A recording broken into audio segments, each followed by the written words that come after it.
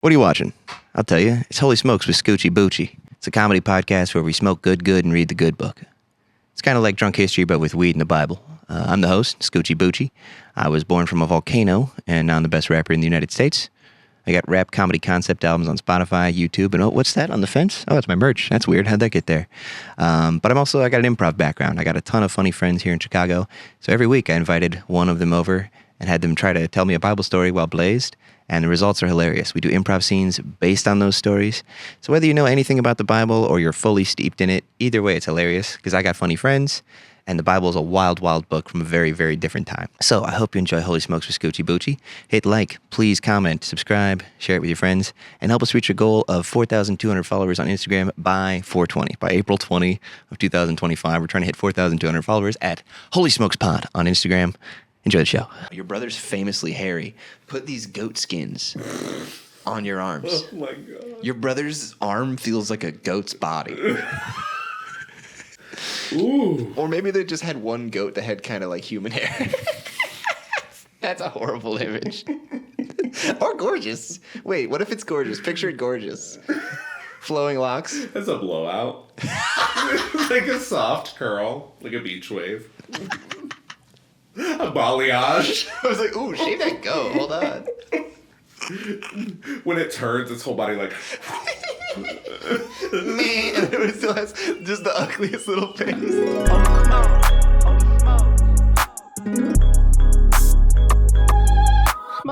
So how long you been doing improv in Chicago for? 9 years, I guess. I moved here in 2014. Where'd you move from? Pennsylvania. Oh, where? Western Pennsylvania, the mountains. Okay, what town? Mount Pleasant, Pennsylvania. Shout out to Mount Pleasant. What's Mount Pleasant famous for? If you had to... They have a doughboy, which is this statue that is in the middle of a four-way intersection. So everybody, it's a humongous statue of a man holding a rifle from like World War I or something. I don't know. See. Yeah. They're famous for that. They have a doughboy. They have a doughboy. They have a doughy guy. So that's good. And then they also were like regionally famous for a moment. Actually, not the town. My dentist is famous. My childhood dentist. Okay. He's infamous. Oh. Because he murdered his wife in Africa. My childhood dentist. There's a 60 Minutes on it. Isn't that great? Isn't that wild? In Africa? In Africa, like on a safari? big game hunting trip, of course. You just shot her? Why do dentists love to kill animals? Dude, dentists, one of the highest rates of suicide.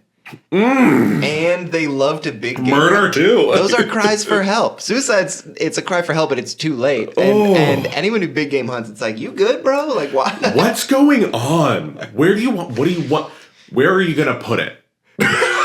Where are you going to put an elephant? What are you doing? Leave them alone. What if we talked about those feelings that make you want to shoot a lion? What? What's going on? But yeah, my dentist killed his wife. That's crazy. And then my husband turned to me after we went to 60 Minutes and he said, "You've had a murderer's hands in your mouth."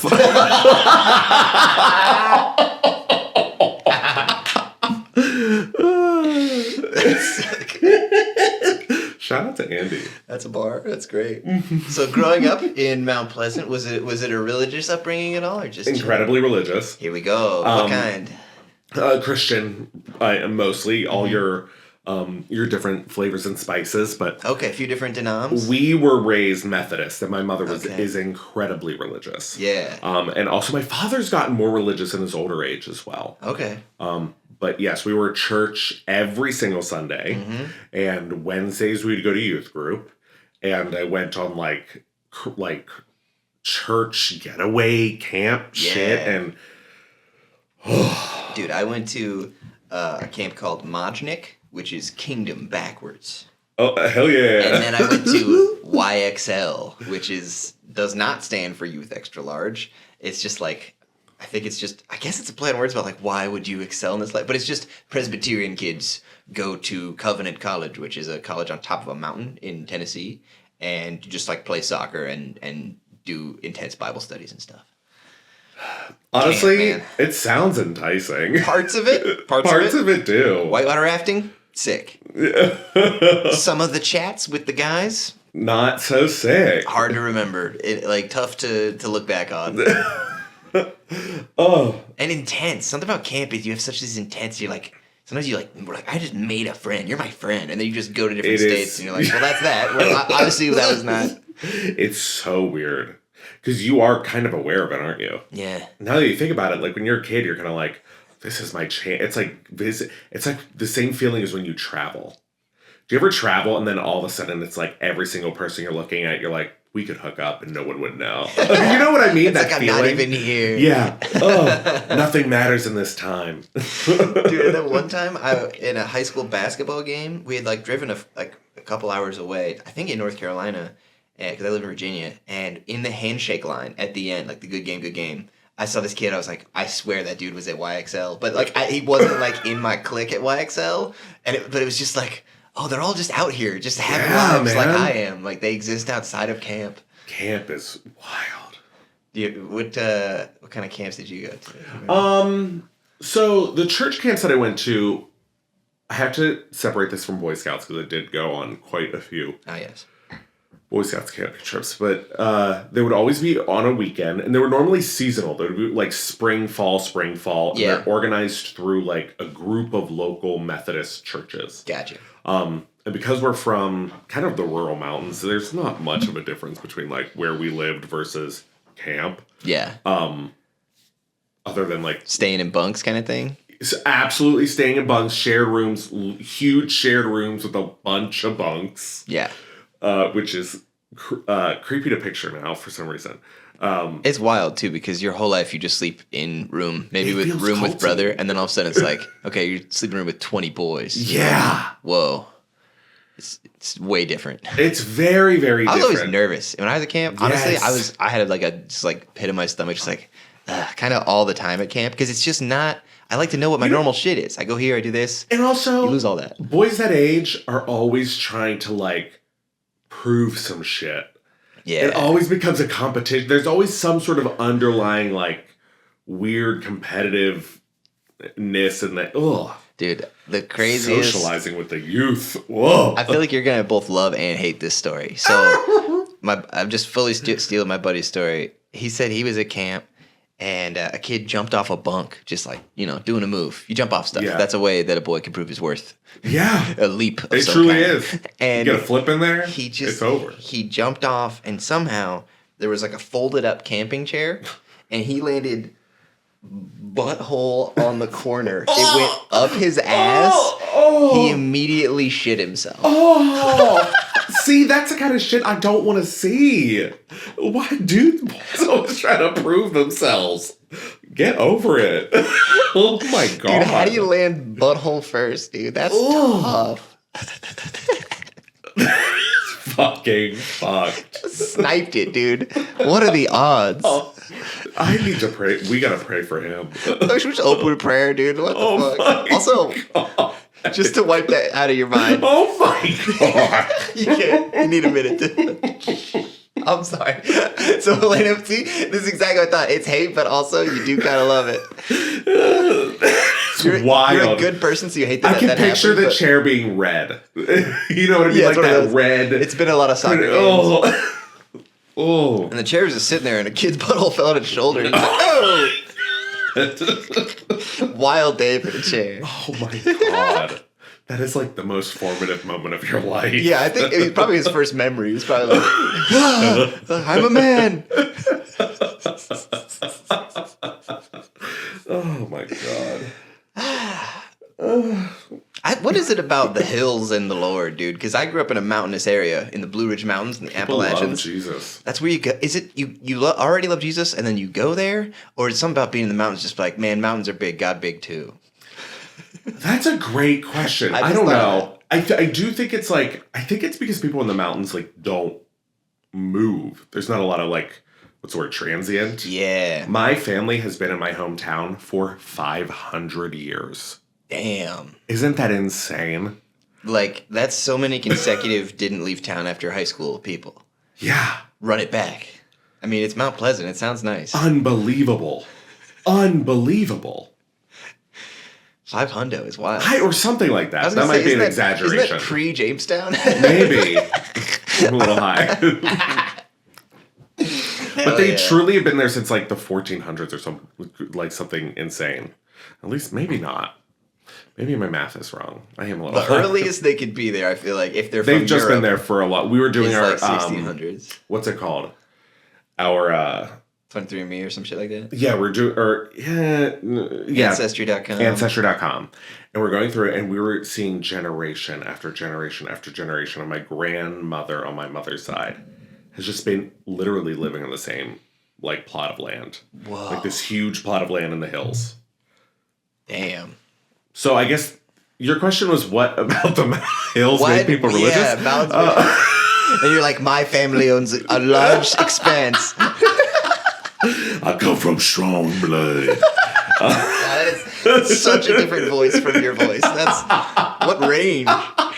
But yeah, I just feel like it's a very cultural thing in that like people talk about Jesus in just common conversation. Yeah. And then here in the city, that never happens to the point where when we go home to visit, we're always jarred with the mention of Jesus and how often Jesus comes up. I was telling somebody this.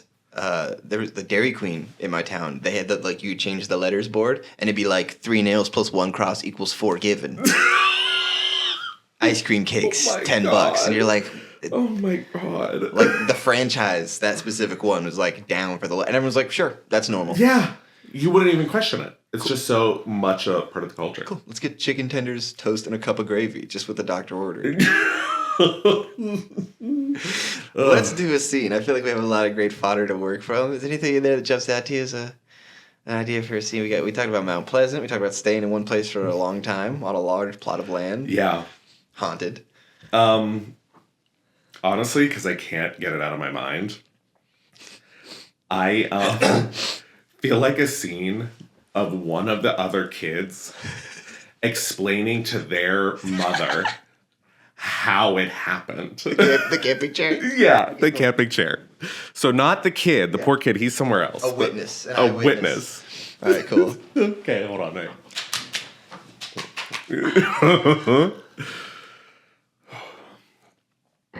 It's time to act. At my dining room table.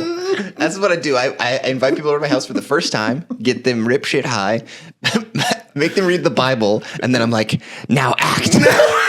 In front of no one. All right. So whose idea was it? I mean, it's just, we're all running around, we're being hyper. Whose idea was it? Brakelin. I knew it was that son of a bitch kid. Brakelin was kind of, I mean, there was... And so you thought what would happen? You thought he would do a flip? I thought his feet would fit in between the 4 legs and he would open the chair in a neat little landing platform. That was my idea. But then Brakelin was like, made him do it. I was just pitching crazy. I'm kind of the idea guy. But Brakelin made him. He wasn't going to do it till Brakelin gave me an earful. How many accidents have we had this summer? Lots. Dozens. Lots. Dozens. Hundreds. Dozens. Because I know about the game. No, you don't. You don't know about the game like I know about the game. Oh, no, I know about the game. No. I don't know everything about the game, but I've heard enough to know that a game is happening and that it's a game that's not allowed to be shared with the guardians. You have no idea what the game entails. With the parents. You have no idea what the game has taken from me. 6 kids this year have gone to the hospital because of this game. Who starts the game? When does the game end? And what are the rules of the game? You ever seen Fight Club? Yes. You know the first rule of Fight Club? Yes. Then you know one thing about the game. So I can't tell you about it. Timmy is in the ICU. That's where kids go, the intensive kid unit. Folks, it's Holy Smokes, where we can't spell. And we smoke weed and tell Bible stories. My name is Scoochie Boochie. My guest is Devin Henderson. How you doing? I'm doing great. Thanks for doing the show. Thank you for having me. I'm having a blast. Let's tell some Bible stories. So you know about Abraham? He's one of the main guys. Yeah, I hear a lot about him. So now he's got a son, Isaac. And we just found out for the first time after this whole story of Isaac finding his wife Rebecca from back home, they're like, so Isaac was 40 when they got married. So literally 40-year-old virgin. I picture the story as like young man, like let's find him a wife, but it's like no, he's 40, so he's just been at home with Abraham, just like collecting Funko Pops and shit. In my head, he is Steve Carell. He is Steve Carell. He's tilling the fields. Steve Carell does have like a biblical amount of like chest hair. I feel like he really does. He has like a stoicism to him as well. Yeah, but he's just an awkward guy. He's just never been married. And so then she has a hard time having kids, much like Abraham's wife had for a while. But Isaac prays, and she gets pregnant. Hooray. With twins. And the twins are duking it out. They're jostling within her, and she asks the Lord. She's like, what's going on? And he's like, 2 nations are in your womb. What? Yeah. Holy shit. One's gonna be stronger than the other. The older will serve the younger. And she's like, okay, so she has twins. And the first one to come out was red, and his whole body was like a hairy garment. So first baby comes out red and hairy. Oh my god. There's another verse that says like from head to toe. He just came out like Teen Wolf. Baby wolf. No. And red. Red, like red. It's like was it holding its breath? God. And so that's why they call it Esau, because that means hairy. And then his AKA was Edom. They also called him EDOM, Edom, because that means red. So his nickname was like Red, or like Hairy Red guy. Whoa. Hairy Baby's that's rocking my world. Also, I gotta say though, having names that mean full like adjectives about yourself comes up in my story as well. Hell yeah. People just name me and be like, I am a disappointment. So from here on out, call me disappointment. Yeah. Like, whoa. Yeah. It's like the hardcore version of like, I had John Dunn on last time, and he's from Australia, and he's like, that's how nicknames will happen there. It'll just be like a sound. It'll be like Buzz. This guy's Buzz, you're Buzz. It's like, names just kind of get thrown around. You know? Yeah, I'm actually kind of glad we don't have that formula, because like, I would suck to find out that like my essence is just distilled to like cuck or something. Like, like it's probably not gonna be a nice one. Just like a guttural noise. Yeah, shup. There's actually, you want me to just list off? I skipped over, for your sake, a list of Old Testament ass names. I'm just gonna run through them. You stop me when you hear one you like. Okay. Nebaioth, Kedar, Adbeel, Mibsam, Mishma, Duma. Mishma is cool as hell. Mishma snowboards. Hell yeah, Mishma does.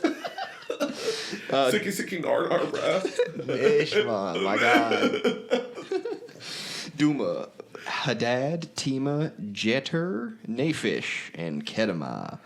And Ketamine? and K-holes in the mix. Oh, wow. Horse train.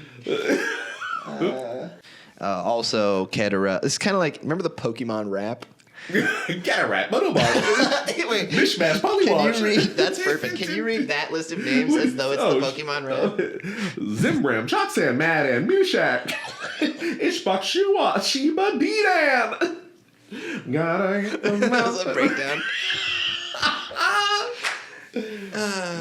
Gotta know them all. Lineage. That was. If I were teaching my kid this Bible, I would use that. Yeah, that hooked me. So the twins fight. Hairy Red Baby comes out. Then the other one comes out, and he's just grasping his heel. So we got Esau, Hairy Red, and then we got Jacob, which I guess means heel grasp. It means he grasps the heel. Figuratively, he deceives, according to the footnote. So how cool. Yeah, so we've got Hairy Red. Jacob. So every Jake we know means he deceives. Just run through the Jakes. Let me think. Does that line up Jake, with Dirk's Heidi. Oh, yeah. Your dearly beloved improv teammate. Oh, my God. I'm a huge fan of. He could never. Oh, man. The Bible's wrong. He's not a deceiver. I mean, improv is deceptive. We're pretending we're astronauts and shit. We're deceiving ourselves. So we've got the Hairy Red Esau and the deceiver Jacob. When they grow up, Esau became a skillful hunter, a man of the open country. And he'd hunt. He's a gamesman. He's a hunter. He's a big game hunter. Maybe a dentist. Oh my God, my dad. And then this, I love this. Jacob was a quiet man, staying among the tents. I'm a Jacob man. I am a Jacob through and through. That's the work from home option, basically. He's making banana bread. He's chilling. Literally. I feel like sweeping the walkway and shit.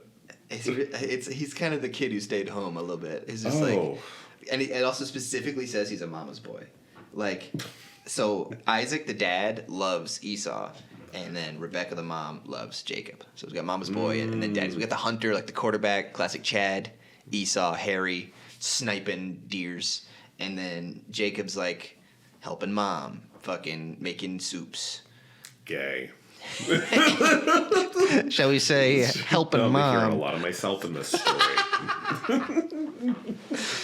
Dope. And it's also, I feel like it's kind of weird though that Isaac loves his outdoorsman boy because he was a stay-home boy for 40 years. He was chilling at the place. I feel like, you know, he's got to be into some of the same shit, but then he's like, no, he loves his badass. He loves his Aaron Rodgers son.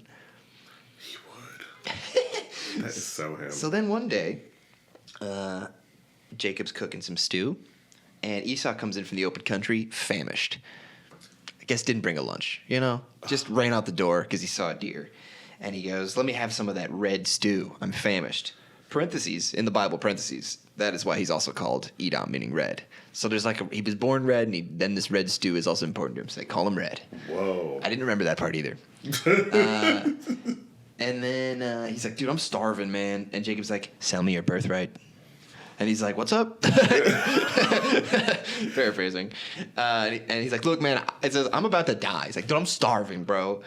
What good's the birthright to me? What? And Jacob's like, swear to me first. So he swore an oath to him. Gave his birthright to Jacob. Jacob gives him some bread and some lentil stew. Lentil stew specifically. He ate and drank, got up and left. And so Esau despised his birthright. What does that mean, despised his birthright? I think despise, they mean more like he was like, he didn't value it. This very important thing. He was just like, I don't give a shit about that. Oh, damn. And I thought birthright just meant straight up inheritance, but then later it's going to be a whole issue about the blessing. So I feel like there's two things. Birthright, I think maybe more means like literal inheritance from their dad, and then blessing is like, whoosh. So, blessings would be badass if you distributed them like that.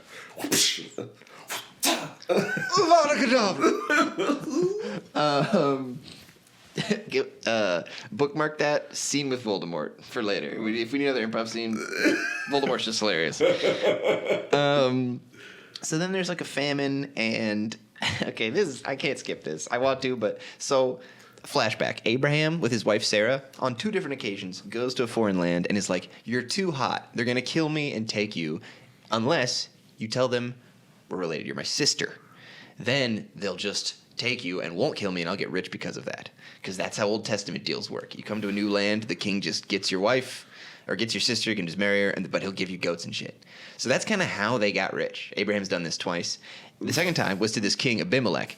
His son Isaac, Abraham's son Isaac, is living in the same place. Abimelech, same king. And then son Isaac does it to Abimelech again. He's like, Rebecca, my wife is beautiful. They'll kill me and take her unless you say you're my sister. So he does that. For the third time? Yeah, Abraham did it twice. Once to Abimelech, and then Isaac's doing it to Abimelech again. Like father, like son. It's basically the family business at this point. God. That's how they get rich. So on some weird Old Testament shit. And then Isaac had been there a long time, and Abimelech, king of the Philistines, specifically looks down from a window and sees Isaac caressing his wife Rebecca. Just like, the fuck? It's like, why are you guys outside a window? You gotta be sneakier.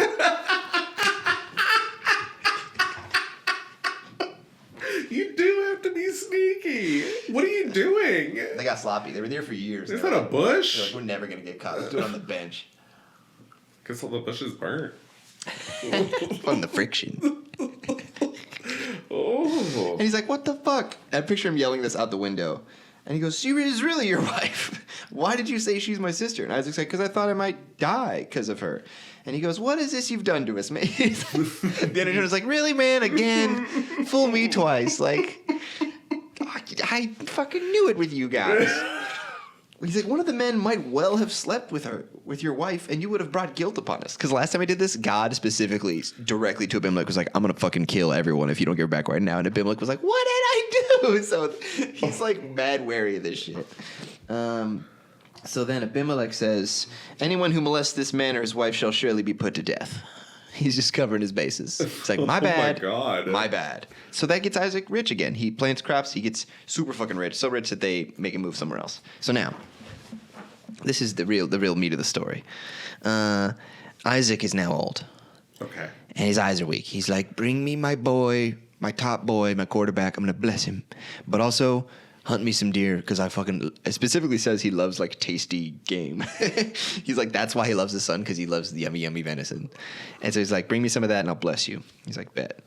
Now Rebecca, that's Isaac's wife, the mother of the twins, was listening. And it's like, and she's like, Jacob, bring me some fucking deer. I'm going to whip it up real quick, just how he likes. And then you bring it into him. And he's like, yeah, but he's going to know it's not me. And she goes, no. Your brother's famously hairy. Put these goat skins on your arms. Oh, my God. Your brother's arm feels like a goat's body. That's gnarly.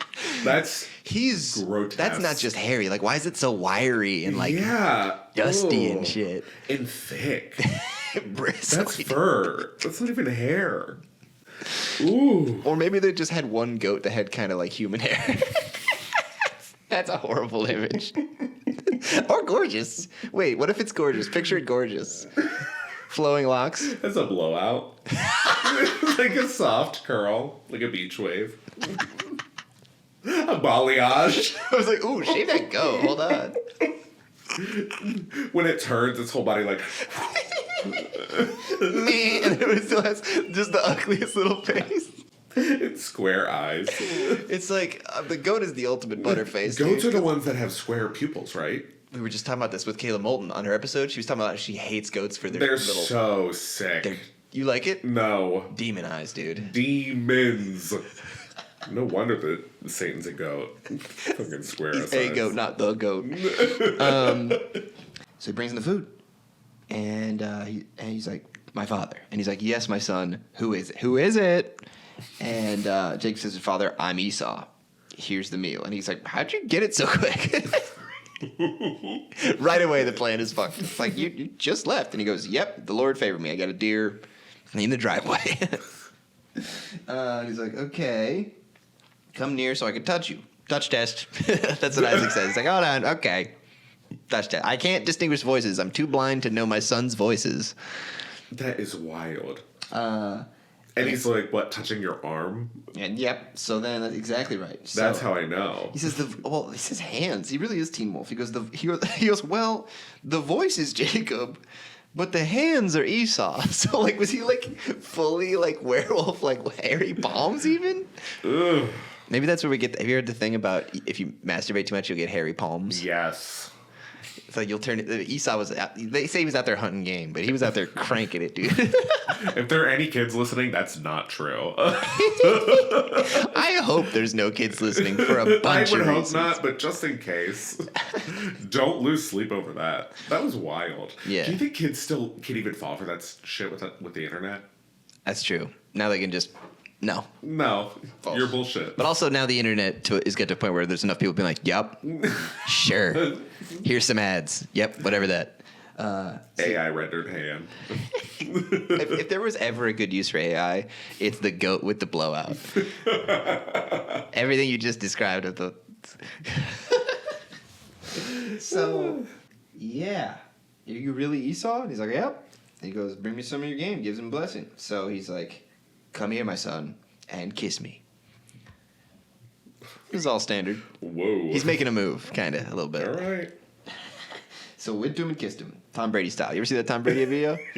I think so. He's just on a massage table, and his like son, who's like, hey, he's like, yes, I've seen that. Gives him like a little goodbye kiss, and he's like, you call that a kiss? And makes him come back and like, all right, and then like, Ugh. it's just yeah. And he's laying on a massage table. Never be on a massage table. That's where crimes happen, basically. Yeah, why are there cameras? Why do we know about it? Yeah, what? Yeah, What there the was, fuck? the like NFL Network cameraman was like, I don't know why should we film this. It's one thing to be like even comfortable enough to still be kissing like that. I guess at like whatever age, 8 seems a lot. Maybe it's not. I don't know. Ooh. Yeah, and could it be me? That's a great point. You're like, who's filming? Yeah, and who's dropping that? Also, it's one thing to be that comfortable, and then it's another thing to also be like, you're gonna want to roll on this. Yeah, I guess so. You want the all access? Watch me kiss my son. May God give you good shit. May nation serve you. It's like it's gonna be awesome. You're gonna be in charge.